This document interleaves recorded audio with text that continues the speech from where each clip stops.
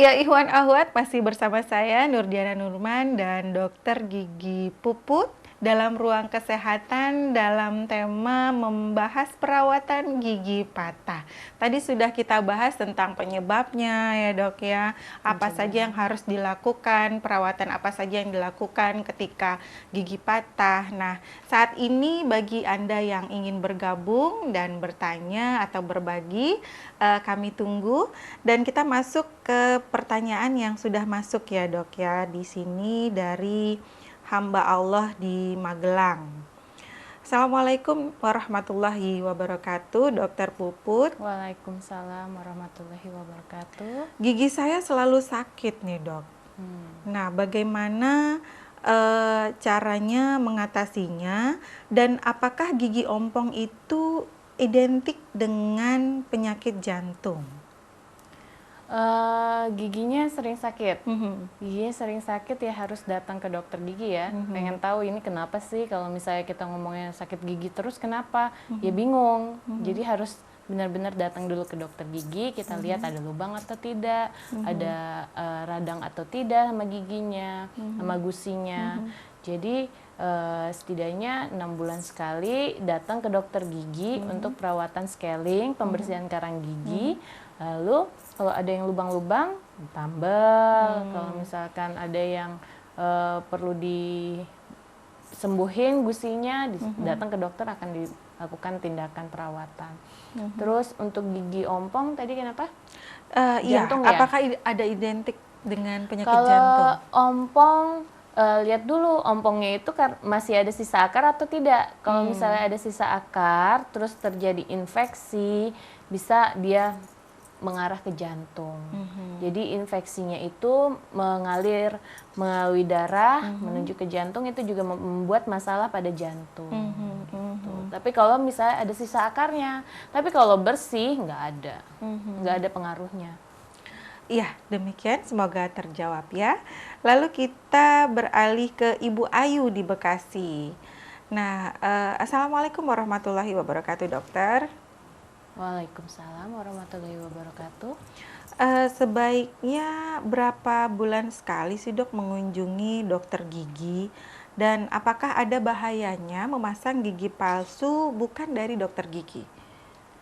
Ke tukang gigi maksudnya. Ke tukang gigi ya.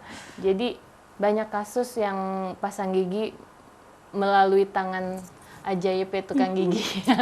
Jadi banyak kasus yang merugikan pasien dan juga merugikan dokter giginya juga. Jadi bikin dokter giginya pusing, ini gimana, harus gimanain, karena sudah giginya kadang-kadang datang dengan keadaan bengkak karena gigi palsunya. Ada juga yang sampai sisa biasanya ke tukang gigi itu sisa akar tuh nggak dicabut sama tukang gigi. Jadi mereka nempelin gigi palsunya itu ke gigi sisa akarnya. Alhasil pas lagi kita coba melepas giginya itu, akarnya pun ikut. Nah, sakit kan, daripada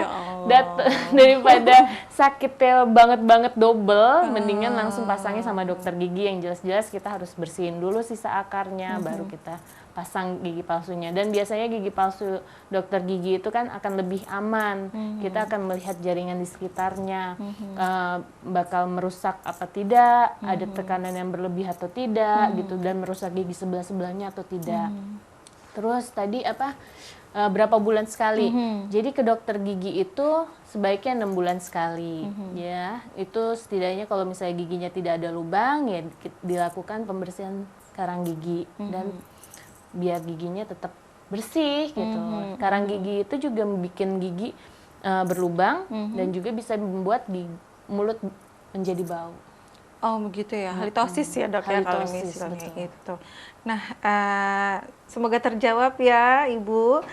Lalu kita ke pertanyaan selanjutnya ya dokter. Assalamualaikum warahmatullahi wabarakatuh dokter. Waalaikumsalam warahmatullahi wabarakatuh. Saya Ibu Ayu ingin bertanya, sebelum terasa sakit, pencegahannya gosok gigi sebelum tidur. Dan selain itu, apakah setelah makan itu hanya berkumur saja? Jadi pembersihan gigi itu, sikat gigi itu wajibnya setelah sarapan dan sebelum tidur. Jadi kalau setelahnya itu boleh sikat gigi, setelah makan boleh, kumur-kumur boleh. Setidaknya membuat gigi kita bersih gitu. Untuk selebihnya biarkan bekerja saliva kita untuk membersihkan gigi-gigi kita. Saliva itu ludah. Air ludah ya dok ya. Jadi ludah kita itu juga fungsinya untuk membersihkan sela-sela gigi.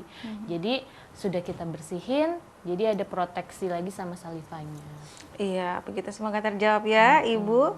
Lalu kita ke Cibarusa menemui Ibu Ais. Assalamualaikum warahmatullahi wabarakatuh dokter. Waalaikumsalam warahmatullahi wabarakatuh. Usia saya sudah 50 tahun. Berbahaya tidak ya kalau dicabut giginya? Soalnya gigi saya gerahamnya sudah bolong. Atasnya separuh sudah patah dan juga goyang. Mohon penjelasannya. Jadi Ibu, di umur 50 tahun itu memang biasanya ada degenerasi, pengurangan nutrisi kalsium dalam tulang ya. Nah, gigi itu biasanya suka ada yang goyang gitu. Ada juga yang goyang tanpa sebab, tiba-tiba kok gigi goyang gitu, nggak ada lubang, nggak ada apa-apa, itu biasanya itu ada kerusakan tulang. Nah, itu bisa dilakukan dengan pasang splinting seperti yang tadi saya bilang, terus pengurangan penggigitan biar nggak terlalu kuat gigitannya sehingga mengurangi trauma. Terus kalau misalkan giginya sudah berlubang besar, itu biasanya harus dicabut, apalagi dia sudah goyang. Tapi sebelumnya itu kita lihat dulu jaringan gusinya, ada nggak infeksi. Infeksi itu adanya nanah di bawah gigi, di bawah akar gigi. Jadi kalau misalkan ada nanahnya, kita harus minum obat dulu. Minum obat dulu, setelah itu datang ke dokter gigi untuk melakukan pencabutan. Karena yang namanya gigi goyang udah berlubang lagi, itu kan mengganggu sekali, makan juga nggak bisa, masuk makanan ya, gitu kan. Belum lagi bau mulut, jadi lebih baik dicabut. Itu juga soalnya kalau udah terus menerus ada infeksi, ya gejalanya akan ke seluruh tubuh, bisa ke paru-paru, bisa ke jantung, gitu. Dok, saya tadi menyimak ada nanah gitu ya dok ya, itu penyebabnya apa sih dok? Sampai timbul seperti itu? Itu biasanya lubang, sudah berlubang, dan di bawah lubangnya itu kan tidak dibersihkan. Alhasil kuman itu berkembang biak di situ, memunculkan yang namanya cairan nanah, cairan infeksius. Ya. Dia jaringan infeksiusnya itu akan terus berkembang dan semakin banyak. Nah, kalau misalkan nanti dia udah tidak bisa terbendung di bawah, ini kan saluran akar dia di bawah sini, tidak terbendung, dia akan berusaha mencari jalan keluar. Jalan keluarnya itu ya melalui gusinya itu nanti kelihatan seperti jerawat kecil tapi di dalamnya nanah, sama kayak jerawat-jerawat yang suka bernanah ya. Itu sama di gigi juga ada, tapi dalamnya itu nanah. Nah, kalau misalnya di muka mungkin jerawat karena kotoran sebum gitu. Kalau misalnya di gigi itu nanah yang udah diakibatkan karena kuman, jadi berbahaya kalau kita diemin gitu. Apalagi itu berhubungan dengan pembuluh darah, karena di bawah gigi kita itu terdapat pembuluh darah dan saraf. Jadi kalau misalkan nanahnya itu mengalir melalui pembuluh darah, dia akan membuat kerusakan di dalam tubuh kita, bisa stroke, bisa jantung, bisa paru-paru, macam-macam. Subhanallah ya. Saya pernah bahas kok sebelumnya di sini. Kalau misalnya pemirsa yang pernah dengar saya kemarin bahas itu, saya bahas soal faktor vokal, kenapa gigi itu bisa mengakibatkan jantung, penyakit jantung, penyakit paru. Iya begitu, semoga terjawab ya Ibu Ais di Cibarusa. Lalu kita ke Ibu Iis dari Cibarusa, kita menuju Jakarta nih dok. Assalamualaikum warahmatullahi wabarakatuh, Dokter Puput. Waalaikumsalam warahmatullahi wabarakatuh. Saya sebagai nenek mau bertanya, saya punya cucu umur 1 tahun. 1 tahun lebih tepatnya, tetapi belum tumbuh gigi. Bagaimana caranya biar cepat tumbuh giginya ya dok? Dan umur berapa anak biasanya tumbuh giginya? Terima kasih. Sekarang ini kasus untuk tumbuh gigi lambat seperti itu sudah banyak ya Nek. Jadi itu nggak masalah, nanti dia akan tumbuh. ponakan saya saja dua-duanya gitu. Giginya emang lama numbuhnya. Jadi gimana caranya supaya dia cepat numbuh? Lakukan perangsangan seperti kasih makanan-makanan yang padat yang bisa dia buat gigit-gigit, itu dia juga merangsang gigi untuk cepat tumbuh dan melunakkan gusi-gusi yang di atas, di gusi-gusi yang akan ditembus sama giginya. Jadi kita harus kasih makanan yang padat, cemilan-cemilan yang padat supaya giginya cepat tumbuh. Begitu ya. Kalau jenis misalnya dari buncis yang direbus itu berbahaya Boleh, kayak boleh finger ya, Dok? food gitu Iya, ya. finger Finger food. food itu Tapi juga kalau itu bagus. alami kan buncis ya, Dok ya. Jadi buat digigit-gigit sama dia itu nggak apa-apa. Atau titer. Iya. Kadang-kadang dia tuh sebenarnya udah gatel giginya mau Iya, numbuh, iya, tapi nggak betul. numbuh-numbuh gitu kan. Jadi ya gimana ya? Itu biasanya karena gusi dia tuh terlalu tebal, jadi untuk menembusnya susah. Alhasil begitu. kita harus kasih makanan yang agak padat gitu. Jangan Masya Allah ya. biasanya sampai 1 tahun, kadang-kadang kan orang ngasihnya tetap bubur aja itu nggak apa-apa kok kalau udah mulai 8 bulan kita kasih yang agak padat gitu, nggak apa-apa. Jadi sekalian merangsang giginya untuk tumbuh. Iya, Ibu Iis ya, semoga terjawab ya Bu ya, dan mulai melatih agar memberikan makanan-makanan yang bisa merangsang pertumbuhan gigi cucu ya Bu ya. Semoga Iya. cepat tumbuh ya Bu Iis. Iya, giginya. betul. Oh, Masya Allah sekali nih, perhatian sekali sama cucunya ya. Dok? Iya, biasanya nenek tuh lebih sayang. Lalu kita ke pertanyaan selanjutnya Dok. Dari hamba Allah, saya umur 44 tahun, tidak juga menyebutkan daerahnya. Gigi atas samping saya berlubang dan agak goyang, dokter. Harus saya apakan? Kalau sudah goyang, ya tadi seperti saya bilang tadi, harus dilihat ada nggak infeksinya. Kalau misalnya ada infeksi, berarti dia harus minum obat dulu, baru dilakukan pencabutan. Biasanya kalau udah lubangnya sangat besar, lubang yang udah sangat besar itu ya sebaiknya kita cabut. Kalau misalkan masih bisa dipertahankan, Tapi kalau udah goyang banget dan giginya juga udah berlubang besar ya harus dicabut. Oh, begitu ya Dok ya. Dok, kalau misalnya untuk pemasangan kawat gigi terkait dengan pencabutan gigi yang sudah jarang gitu, itu lamanya itu tergantung apa Jadi sih, Dok? kalau pemasangan pemasangan bracket itu kita tergantung kasusnya. Kalau misalkan gigi kasusnya kelas 2 yang giginya maju, membutuhkan ruangan untuk memundurkan giginya, berarti alhasil kita harus cabut giginya. Gigi yang dibutuhkan untuk mencari ruangan.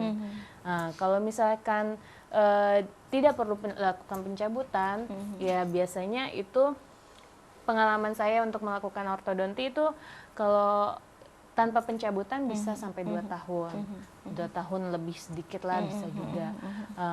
Terus kalau ada pencabutan biasanya akan lebih lama karena penutupan ruangan itu nggak gampang gitu. Harus membutuhkan gaya yang besar gitu. Nah, iya ini Dok. Kalau untuk yang renggang-renggang juga itu biasanya harus pasang juga. Jadi misalnya gigi renggang, mau pasang ortodontik bisa untuk menempelkan giginya lagi, merapatkan giginya lagi gitu. Iya, ini kita kembali lagi ke pertanyaan yang masuk, dokter, dari Ummu Syifa di Jakarta. Assalamualaikum warahmatullahi wabarakatuh, Dokter Puput. Waalaikumsalam warahmatullahi wabarakatuh. Apakah menambal gigi bisa pakai laser? Berbahayakah? Jadi laser itu istilah ya. Jadi kan namanya laser itu istilah.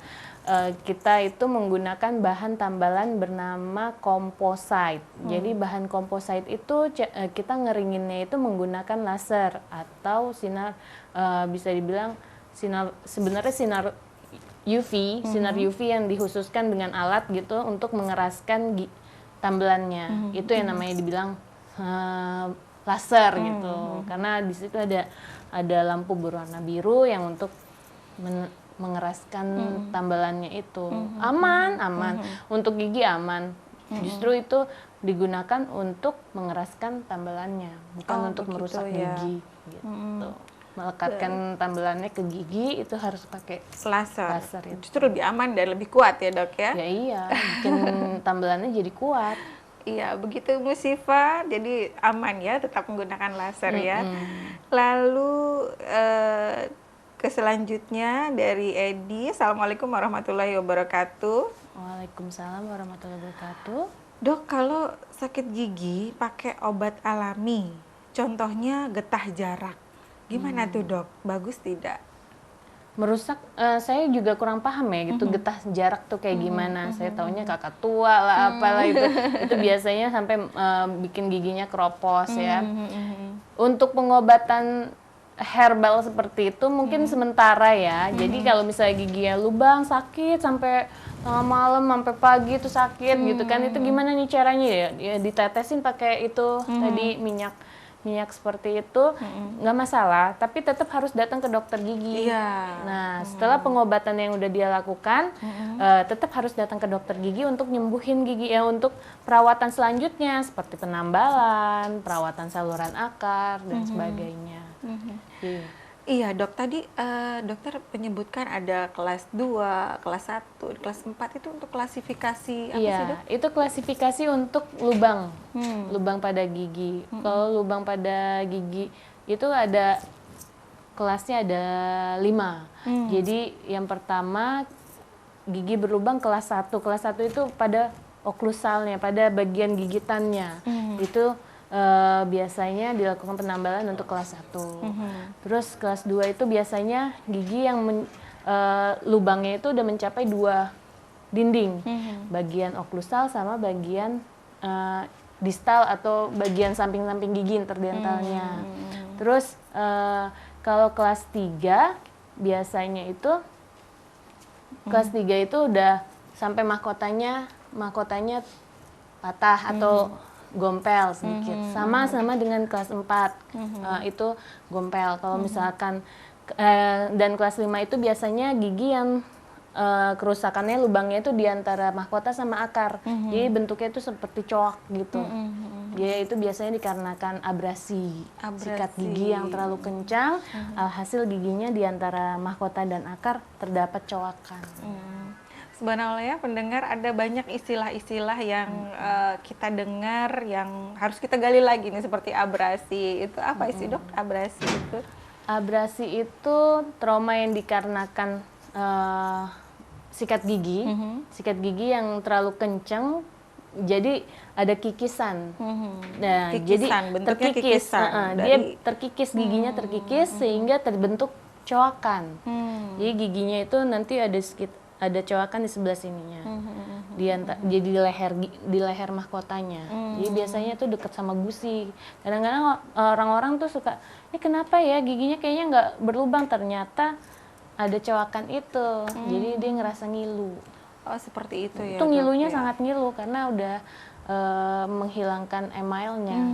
Jadi karena emailnya hilang, maka timbullah Rasa ngilu ngilu tadi yang berlebihan tadi. dari keroposan dari akibat menyikat gigi ya dok ya. Iya, betul. Makanya ada di sikat gigi kalau kita pilih itu kan ya, ada yang sedang, Soft, ada yang soft, medium, ada yang hard ya. ada yang Lebih hard. baik kalau misalkan punya kebiasaan menyikat gigi yang kencang, sebaiknya pilih sikat gigi yang soft. Gitu ya dok. Karena ya. kan orang suka bernafsu gitu Iya, ya, sikat saking gigi aduh pengen bersih bersih gitu gitu kan. ya, padahal putih juga enggak gitu. Disikat-sikat terus putih juga enggak gitu. Yang ada Ya itu. gusinya ngilu ya dok ya. Jadi gitu. ke inian apa namanya, terlalu semangat. Baiklah pendengar dan pemirsa Rasil TV dimanapun Anda berada, kita masuk langsung ke pertanyaan yang sudah ada nih dok. Iya. Assalamualaikum warahmatullahi wabarakatuh, Dokter Puput. Waalaikumsalam warahmatullahi Dari Ibu wabarakatuh. Yanti. Dok, apakah kalau kita membersihkan akar gigi akan kena syaraf?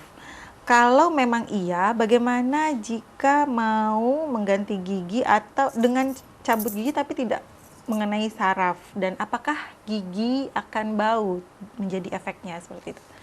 Gimana ya pertanyaannya? Jadi, yang namanya perawatan gigi itu, ya kalau misalnya udah kena saraf, ya harus kita bersihin dulu sarafnya. Jadi kalau bersihin gigi atau nambal gigi dilihat dulu, udah sampai ruang saraf apa belum. Kalau udah sampai ruang saraf, Yang pasti sarafnya akan diangkat, dibersihkan, saraf yang terinfeksi itu sudah dibersihkan, dikasih obat untuk mensterilkan ruangan sarafnya sehingga terbentuk ruangan kosong dan diisi. Itu untuk perawatan saluran akar. Nanti kalau misalkan harus dicabut, itu pasti sarafnya juga akan tercabut gitu ya. Tapi nggak usah takut, kita kan ada namanya anestesi. Jadi disuntik untuk bikin pasien itu tidak merasakan apa yang dikerjakan pasiennya, dikerjakan dokter untuk mencabut giginya. Jadi jangan takut untuk mencabut giginya. Terus kalau untuk pemasangan gigi palsu, ingat untuk pemasangan gigi palsu itu memang harus dicabut dulu sisa akarnya. Karena kita pasang gigi palsu, di bawahnya masih ada sisa akar, itu kan makanan yang masuk melalui sela-sela gigi palsu akan masuk ke dalam lubang ruang sarafnya. Itu yang bikin kuman tuh senang. Ada makanan nih, ada makanan. Tapi dia makanan itu nggak bisa keluar. Makanan itu nggak bisa keluar, alhasil terjadilah infeksi. Kalau kuman seperti tadi saya bilang, kuman akan mengeluarkan cairan ya, nanah itu. Nah, kalau udah cairan nanahnya terus berkembang sampai nggak bisa keluar, itu alhasil kan menjalar kemana-mana. Ada pembuluh darah, dia mengalir melalui pembuluh darah. Itulah yang bisa menyebabkan pasien kena jantung, terus kena stroke, paru-paru, malah bisa ke kanker otak. Maksudnya penyakit selaput lah, selaput otak. Terus dulu kemarin itu saya bahas bisa juga karena diabetes, bisa kena diabetesnya gitu. Karena ada faktor predisposisi kalau misalnya ada diabetes terus udah ada bernanah, itu kan sulit untuk penyembuhannya. Jadi lebih baik ya yang namanya gigi palsu mau dipasang, sisa akar harus dicabut. Itu juga mengganggu kok. Kalau misalnya gigi palsunya penekanannya kencang, gigi itu akan sakit gitu. Akan terjadi trauma yang terus-menerus. Kalau trauma terus-menerus, alhasil gigi itu kan goyang, nggak nyaman. Sisa akar yang di dalam gigi palsu itu kan goyang dan nggak nyaman, berdarah terus. Kan lebih baik daripada nanti ada komplikasi setelah pemasangan gigi palsunya, lebih baik dicabut dulu. Subhanallah ya dok, jadi bisa menjalar kemana-mana akibat dari kurangnya kita dalam concern sama kesehatan gigi dan mulut gigi kita. dan mulut ya dok ya. Nah itu sampai timbul ke akar gigi dan itu bisa menimbulkan nanah, itu perjalanan penyakitnya untuk sampai ke sana itu berapa lama sih dok? Ya memang nggak sebentar ya, nggak langsung jadi langsung bernanah gitu, nggak, itu bertahap. Jadi kalau misalkan memang pembersihannya bagus, dia akan lama prosesnya. Tapi kalau misalkan pembersihannya, cara bersihin kitanya aja kurang, apalagi ketutup sama saluran sama gigi palsu, ya prosesnya akan lebih cepat gitu. Kumannya lebih senang, makanan manis-manisnya semuanya masuk ke dalam dia, yang makanan kesukaan dia semua ada di situ, dia tumbuh subur di dalamnya, ya kan, di dalam ruang saraf itu. Ya semakin senang dia semakin mengeluarkan nanah itu. Biasanya reaksinya ya, dan itu biasanya dalam masa inkubasi itu kira-kira berapa lama dok? Jadi didiamkan terus sehingga seperti itu. Itu harus gitu. ada penelitian lagi ya. Jadi tergantung sama habit ya pasien, gimana dia bersih apa tidak. Itu kan kita harus melakukan penelitian berapa lamanya gitu. Ada sih penelitian itu, tapi kita harus mengulasnya nanti, kita harus baca-baca lagi kan. Oke, baiklah.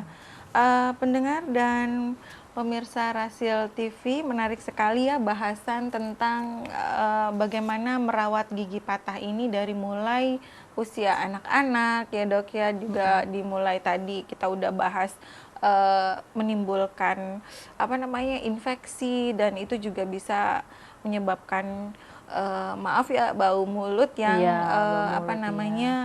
mengganggu ya pastinya ya dok ya. Nah untuk merawatnya, melakukan urutan di perawatan dari kita bangun tidur sampai selesai makan, itu sebaiknya seperti apa sih dok?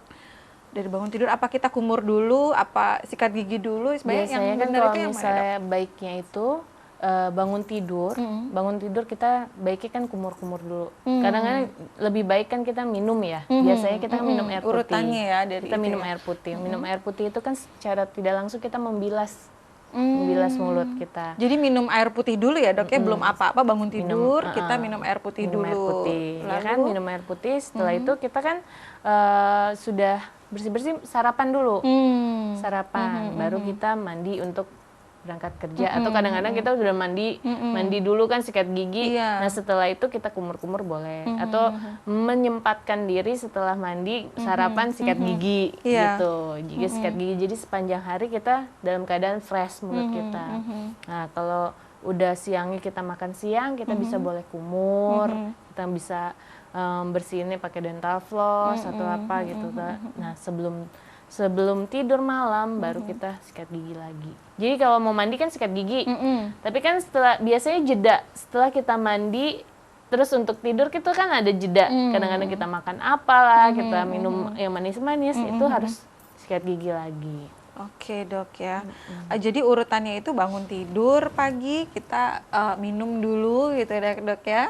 Lalu menikmati sarapan gitu, lalu mandi baru sikat gigi ya dok ya. Jadi terbalik mungkin ya dok selama ini. Biasa selama ini kan biar menghilangkan bau mulut. Dia sikat gigi duluan, terus makan jadi udah bersih, ngotorin lagi terus udah kotor terus kan. Nah sebaiknya sih kayak gitu, sarapan dulu kita baru mandi sikat gigi atau mau dipending.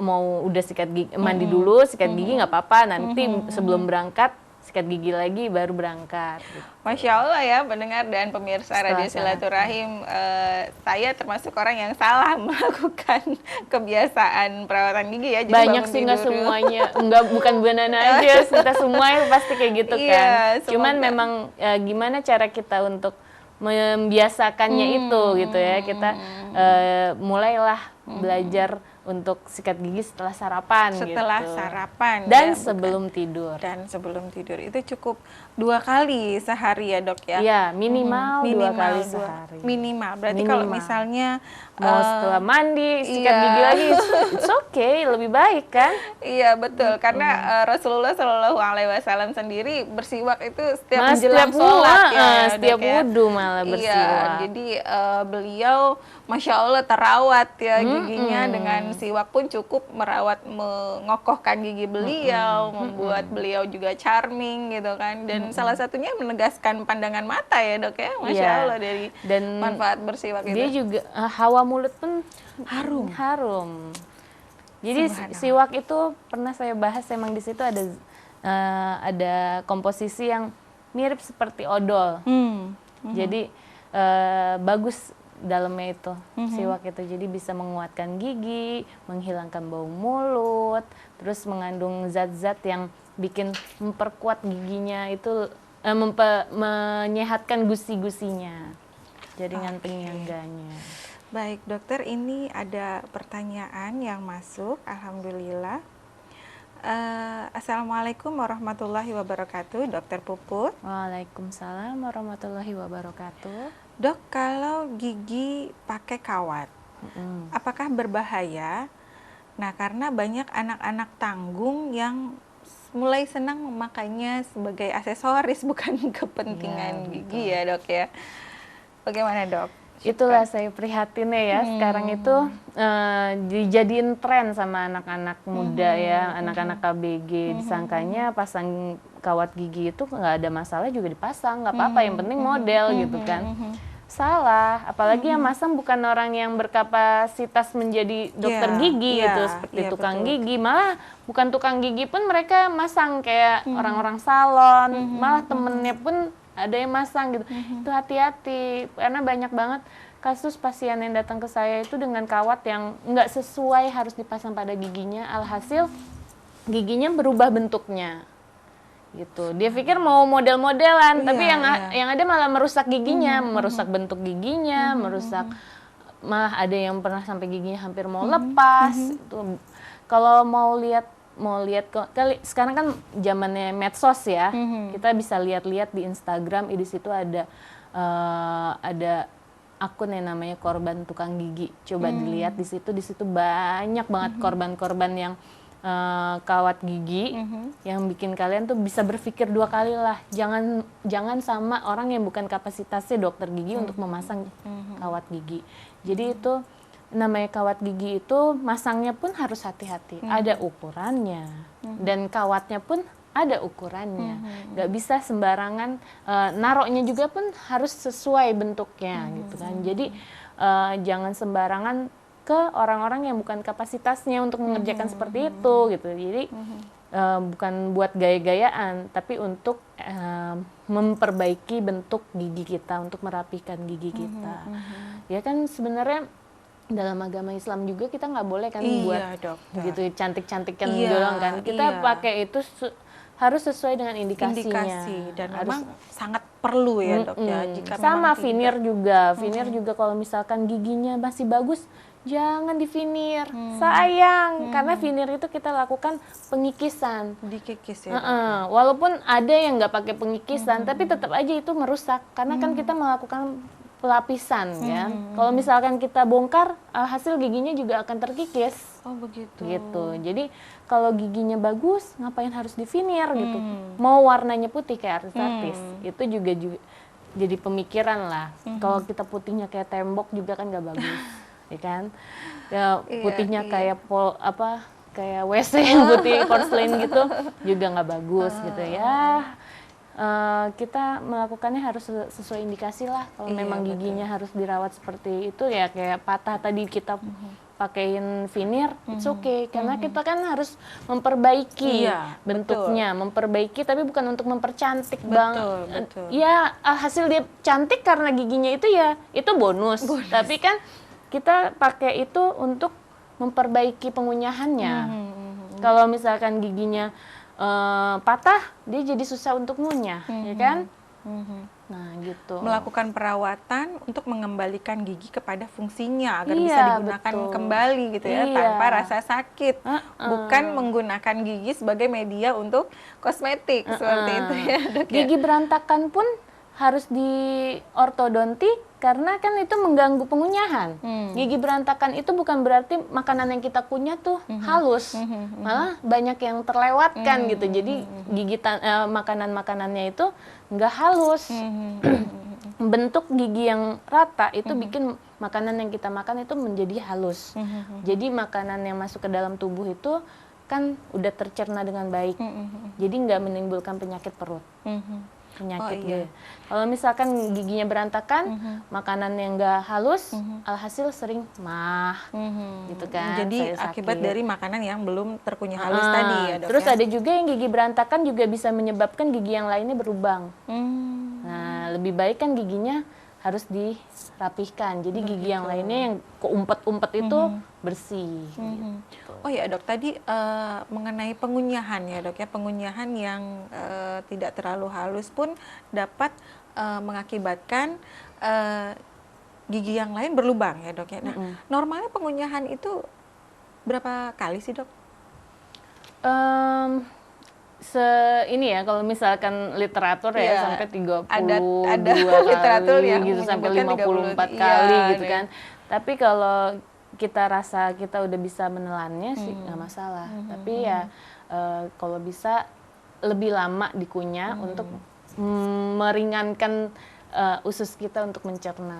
Gitu. Subhanallah ya, jadi 32 atau 33 kali ya, sambil berzikir ya dok ya? Bisa. Subhanallah. Gitu, jadi betul-betul menikmati makanan dengan zikrullah ya. Iya betul. Katanya juga kalau misalnya kita mengunyahnya agak lama juga itu bisa nggak bikin gemuk ya. Gitu. Kan makannya jadi lama lebih cepat kenyang gitu ya. begitu. Tips agar bobot tubuh tetap stabil ternyata salah satunya dengan pengunyahan yang sesuai dengan aturan zikir juga ya. 32 dan 33 kali. Nah, baik dok, kita masuk ke pertanyaan selanjutnya dari Ummu Syifa. Assalamualaikum warahmatullahi wabarakatuh, Dokter Puput. Apakah baking soda aman untuk memutihkan gigi secara alami? Jadi baking soda itu kalau misalnya kita buat bersihin itu aman. Baking soda yang untuk ini ya, gigi untuk pelet. makanan ya. Jangan baking soda yang buat bersihin Oke. gitu, aman kok. Kan Aman ya, kita Dok? nggak telan, Oke, kumur iya. dibuang. Jadi begitu ya Umu Sifa, aman untuk gigi. Jadi dengan menggunakan baking soda untuk makanan. Bersih. Ya, Dok, Dia ya? biasanya kan suka kadang-kadang baking soda yang ditaruh di sikat gigi, dibersihin gitu bisa. Oh gitu, langsung itu langsung bisa ya Dok ya? Bisa, tapi ya baking sodanya khusus ya untuk yang bisa buat makanan gitu. Baking soda khusus makanan seperti itu ya Dok ya. Oh, subhanallah ya, menarik sekali. Jadi dari perawatan gigi ini kita bahasan ini banyak sekali mendapatkan Iya, tips-tips banyak. ringan dan bahasannya juga menambah pengetahuan kita ya dari mulai mengunyah makanan yang tadi harus sehalus mungkin, bisa mengatur dan pertumbuhan berat badan bisa dicegah melalui itu ya Dok ya, dan pencegahan gigi patah pun akibat dari trauma pun sudah kita ketahui bahwa bisa dilakukan bracket salah satunya ya Dok ya, lalu juga apa namanya veneer. Nah, hal-hal yang dilakukan untuk gigi pun tidak semata-mata bisa langsung digunakan tanpa indikasi ya Dok ya, seperti pemasangan kawat gigi tadi tidak untuk mempercantik diri tetapi memang digunakan untuk Memperbaiki fungsinya. perbaiki fungsi dari gigi tersebut. Nah, ada tambahan barangkali Dok menjelang kita akhir dari pertemuan ini? Oh iya, bagi pemirsa dan pendengar Rasil TV dimanapun Anda berada yang ingin berkonsultasi langsung dengan Dokter Puput, bisa melalui telepon di 0817 146 470. Saya ulangi lagi di 0817 146 470. Baik ya, Dokter Gigi untuk Closing ya. closing kita hari ini. Tadi pembahasan saya itu fraktur gigi. Jadi kalau misalkan seseorang pemirsa, pendengar dan penonton radio silaturahmi. Jadi kalau misalkan ada terjadi fraktur dikarenakan kecelakaan atau trauma, jangan takut untuk langsung datang ke dokter gigi. Jangan berpikir, aduh bakal dicabut nih atau apa gitu. Nggak masalah. Ayo datang ke dokter gigi biar cepat-cepat dilihat apa yang harus dilakukan nih gitu giginya. Jangan sampai nanti ujung-ujungnya pencabutan, tapi bisa dilakukan penambalan, melakukan perawatan. Jadi harus cepat-cepat dilakukan ke dokter gigi dan periksa giginya setiap 6 bulan sekali. Itu aja sih. Oke, baiklah, demikian tadi pembahasan tentang perawatan gigi patah. Pemirsa dan pendengar Radio Silaturahim dimanapun Anda berada, ruang kesehatan hari ini kami cukupkan sekian dulu. Berhubung waktu yang sudah tidak memungkinkan lagi dan mohon maaf SMS yang tidak bisa terjawab, kita harapkan lain waktu bisa kita sampaikan kembali. Saya Nurdiana Nurman, juga Mas Ondi, juga Fakhri, juga Mas Fajar dan Khalid, juga Kiel dan seluruh kerabat yang bekerja hari ini. Undur diri, subhanakallahumma wa bihamdika, asyhadu alla ilaha illa anta, astaghfiruka wa atubu ilaik. Wassalamualaikum warahmatullahi wabarakatuh.